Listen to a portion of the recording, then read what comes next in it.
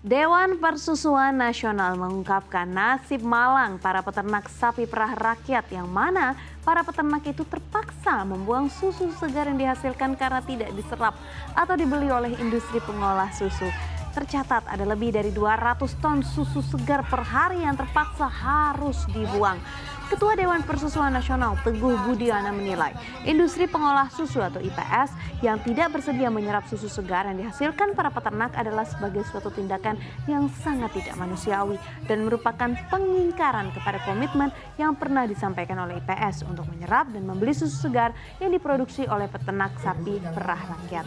Teguh mengatakan tindakan tidak menyerap susu segar sapi dari peternak sapi dalam negeri adalah akibat dari tidak adanya peraturan perundang-undangan yang melindungi usaha peternak sapi perah rakyat dan menjamin kepastian pasar dari susu segar yang dihasilkan. Oleh karena itu, Dewan Persusuan Nasional mendesak pemerintah untuk segera menerbitkan peraturan pemerintah sekurang-kurangnya dalam bentuk peraturan presiden atau instruksi presiden guna melindungi keberadaan dan juga kelanjutan usaha sapi perah peternak rakyat.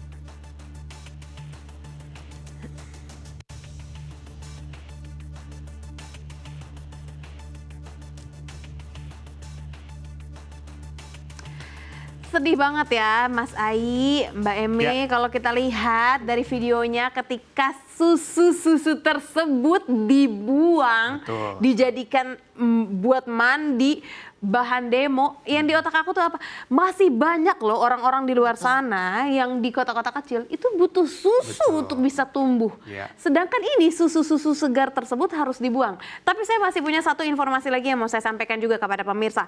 Sementara itu juga pemirsa, Menteri Pertanian Amran Sulaiman dengan tegas juga langsung menahan izin impor milik 5 perusahaan industri pengolah susu buntut dari peternak sapi perah yang ramai-ramai membuang susu segar lantaran tidak diserap atau dibeli oleh IPS. Amran mengatakan pihaknya tidak akan segan-segan mencabut izin impor milik 5 IPS yang sementara ini masih ditahan apabila kedapatan industri tersebut menolak untuk serap susu sapi segar dari peternak nasional. Amran pun menyampaikan bahwa ketegasan yang dilakukan pemerintah saat ini semata-mata karena pemerintah tidak ingin ada perselisihan antara peternak dengan industri pengolah susu. Amran ingin peternak dan industri pengolah susu saling bergandengan tangan. Selain itu, dia juga mengatakan pihaknya telah mengusulkan adanya perubahan regulasi, di mana dalam regulasi yang baru diusulkan nanti seluruh industri wajib menyerap susu dari para peternak sapi perah rakyat. Amran mengatakan peraturan presiden terkait penyerapan susu nasional yang ada saat ini juga telah disetujui oleh Menteri Sekretariat Negara Prasetyo Hadi untuk diubah. Di mana nanti isi dari Perpres yang baru adalah industri wajib serap susu segar dari peternak rakyat. Adalah industri wajib serap susu peternak kita. Kenapa? Dulu 9798 ini adalah saran IMF dicabut tentang kewajiban untuk menyerap susu. Sekarang kita hidupkan kembali agar peternak kita bisa tumbuh, produksi dalam negeri bisa tumbuh. Bayangkan 9798 kita impor hanya 40%, sekarang 80%. Ini dampak dari regulasi yang ada. Sekarang kita tegaskan wajib dan kami sudah membuat suratnya tadi. Sekarang yang siapa namanya? Bayu, Pak Sodi, kita sudah pertemukan semua, damai. Oke. Tetapi untuk sementara izin Pak Menseknek, kami ini atas izin Pak Menseknek, ada 5 perusahaan impornya kami tahan dulu.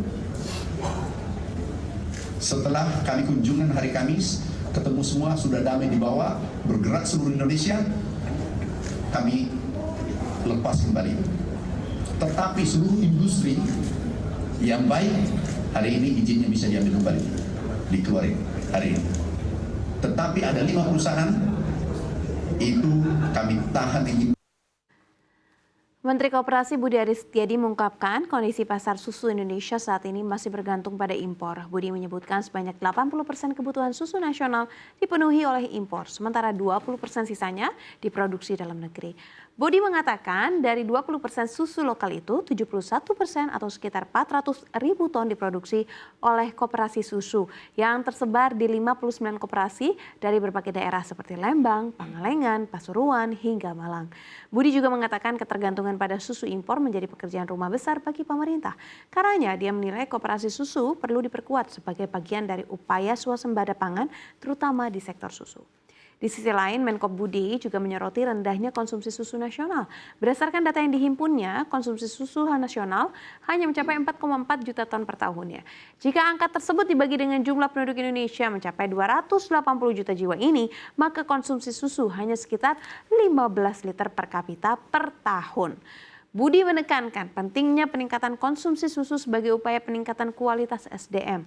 Menurutnya, rendahnya konsumsi susu nasional menjadi salah satu indikasi bahwa masyarakat Indonesia masih belum mendapatkan asupan gizi yang cukup untuk mendukung kualitas SDM yang lebih baik. Kondisi ini pun mendorong pemerintah untuk memperkuat peran koperasi susu dalam negeri untuk memenuhi kebutuhan nasional. Budi berharap koperasi susu ke depannya mampu meningkatkan kapasitas produksi agar dapat bersaing dengan produk impor dan berkontribusi lebih besar dalam mencakup kebutuhan susu di dalam negeri. Itu kan prinsipnya dari anggota oleh anggota untuk anggota.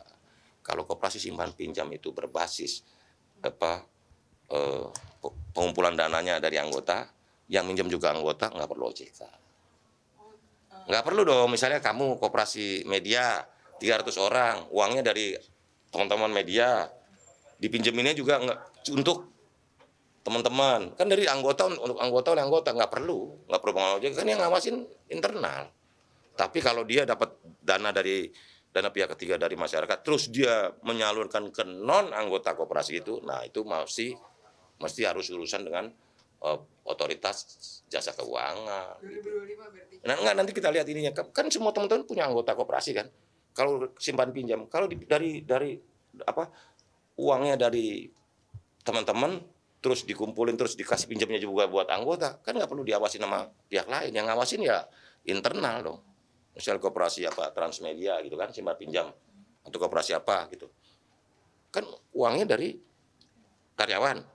Dipinjeminnya juga ke karyawan, kan nggak perlu ada pihak lain. Yang kontrol ya dewasnya ya dari anggota yang dipilih, gitu ya. Tapi sebenarnya lucu kalau berbicara tentang hal ini. Kenapa baru ramenya sekarang? Kalau ngomongin industri susu kan bukan industri baru. Kalau ngomongin 4 sehat 5 sempurna deh katakan, itu kan aturan dasar pola makan dari SD kita sudah diajarkan. Artinya kita sudah diajarkan untuk mengkonsumsi susu dari lama.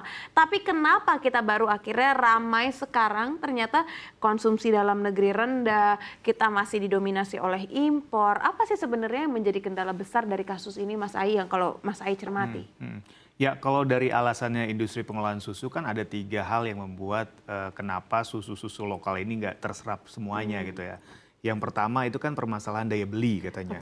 Tapi kalau memang ada permasalahan daya beli, kenapa ada susu impor gitu kan ya. Jadi harusnya kan kalau misalkan bisa dimaksimalkan susu lokal harusnya lebih baik. Karena secara harga juga kan pastinya akan jauh lebih murah dibandingkan susu impor gitu kan. Walaupun mereka bilang sebenarnya impor ataupun dalam negeri dari segi harga nggak ada perbedaan, nggak ada yang berbeda jauh gitu. Betul. Nah, alasan yang kedua adalah sisi kualitas atau standar gitu ya.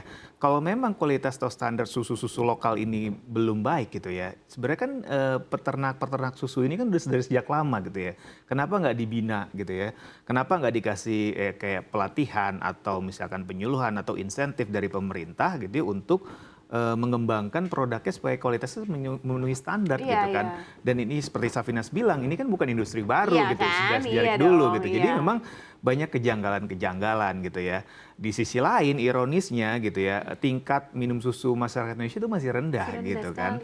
Kenapa ini nggak digarap serius gitu. Malah justru keran impor dibuka sebesar-besarnya gitu ya. Bahkan kalau tadi kita lihat pernyataannya Menteri Koperasi ya, 80% susu di Indonesia masih susu impor gitu. Itu dia. Hanya 20% yang dari susu lokal gitu yang terserap gitu. Jadi ini juga jadi pertanyaan besar ya, kenapa nih, ada apa nih, apakah ada yang bermain atau ada apa? Nah ini kan jadi pertanyaan ini nih, gitu ya. Biasanya yang begini-gini Mbak Eme, ini nggak jauh-jauh dari ada yang bermain. Kalau kita lihat secara realitanya dulu ya, kenapa pembinaan ini rasanya seperti tidak dilakukan sejak lama?